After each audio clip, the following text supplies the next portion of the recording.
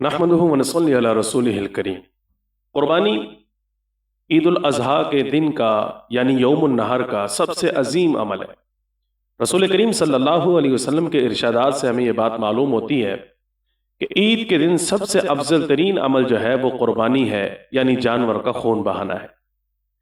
कुर्बानी का दर हकीकत माना ये होता है कि हर वो चीज़ जिसके ज़रिए आप हक़ तआला शाहरुह का तक़र्रुब हासिल करना चाहते हैं, क़ुर्ब हासिल करना चाहते हैं, उसे कुर्बानी कहा जाता है।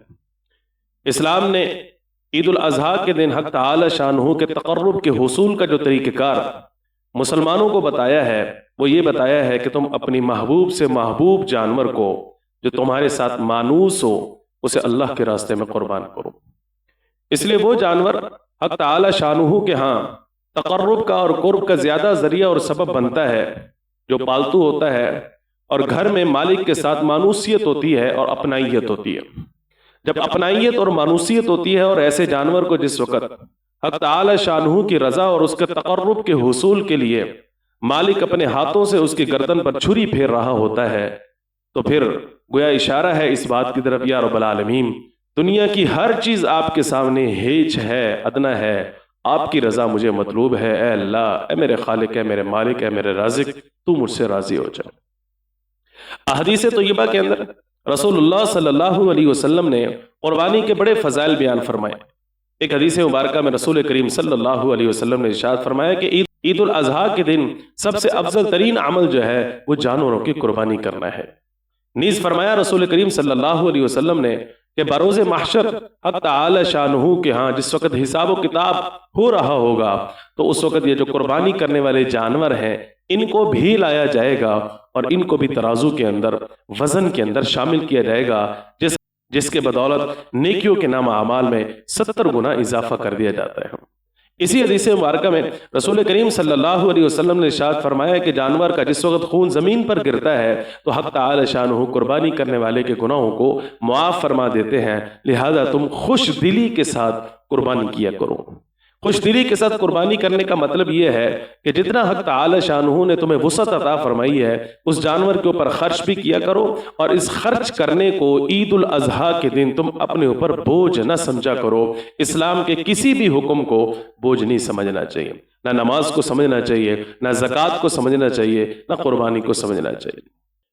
इसी तरीके से अबू सईद खुदरी रज़ी अल्लाह तआला अन्हु की रिवायत में आता है कि रसूल करीम सल्लल्लाहु अलैहि वसल्लम ने एक मरतबा अहले बैत में हज़रत फ़ातिमा ज़हरा रज़ी अल्लाह तआला अन्हा को ये बात ज़िक्र फरमाई कि ऐ फ़ातिमा, जिस वक़्त आपके जानवर जो है कुर्बान हो रहा हो तो आपको चाहिए कि आप उस जानवर के ऊपर मौजूद हों, यानी आपकी हाज़िरी हो।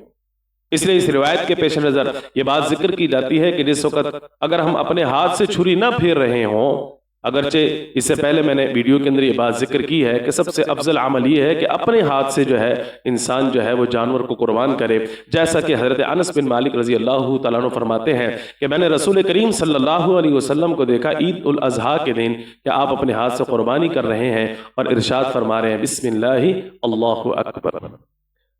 अगर किसी वजह से इंसान जो है वो छुरी ना फेर सकता हो, किसी उज़र की वजह से या किसी और वजह से, तो ऐसी सूरत के अंदर ये रिवायत हमें ये बता रही है कि जो जानवर हमने अल्लाह के रास्ते में कुर्बान करना है उसके ऊपर हम मौजूद हों, हाजिरी दें, खड़े हों।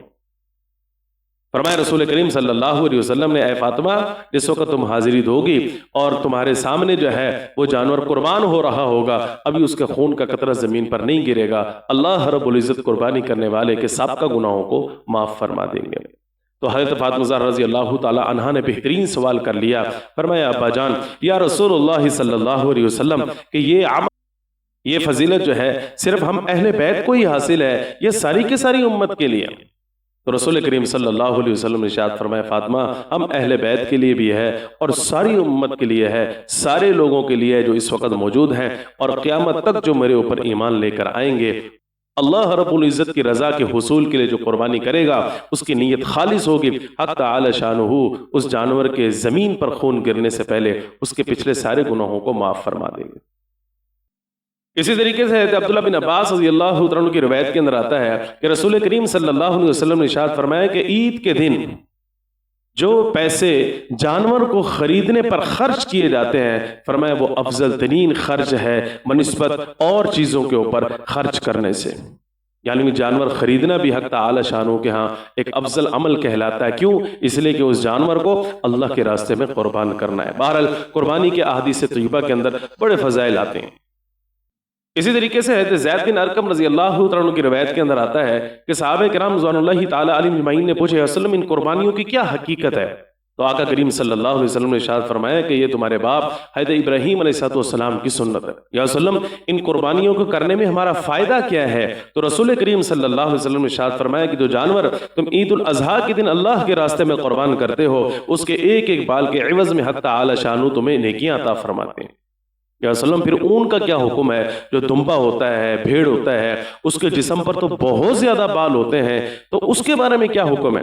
تو رسول کریم صلی اللہ علیہ وسلم نے ارشاد فرمایا اون کے ہر بال کے عوض میں حق تعالی شانہ تمہیں ضرور نیکیاں عطا فرمائے گا.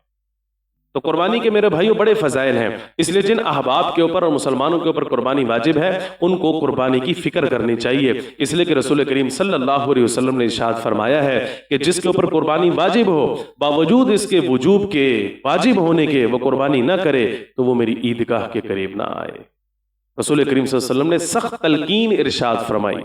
اور اس میں یہ نقطہ بھی آپ ذہن میں رکھیں کہ یہ صرف اور صرف ایک واجب ہے جس کے ترک کرنے پر حضور اقدس صلی اللہ علیہ وسلم ارشاد فرما رہے ہیں کہ وہ میری عیدگاہ کے قریب نہ آئے. جو دن میں 5 فرائض کا تارک ہو، چھوڑنے والا ہو، اس سے رسول کریم صلی اللہ علیہ وسلم کس قدر ناراض ہوں گے، یہ بھی ہم مسلمانوں کو غور و فکر کرنا چاہیے. اس بات پر تدبر و تفکر کرنا چاہیے کہ ایک واجب کے چھوٹنے پر رسول اللہ صلی اللہ علیہ وسلم کس قدر ناراضگی کا اظہار فرما رہے ہیں. تو ایک انسان، ایک مسلمان جو کلمہ گو ہے، جو کلمہ طیبہ پڑھنے والا ہے، وہ دن میں 5 فرائض چھوڑنے والا ہو تو اس سے کس قدر ناراضگی ہوگی.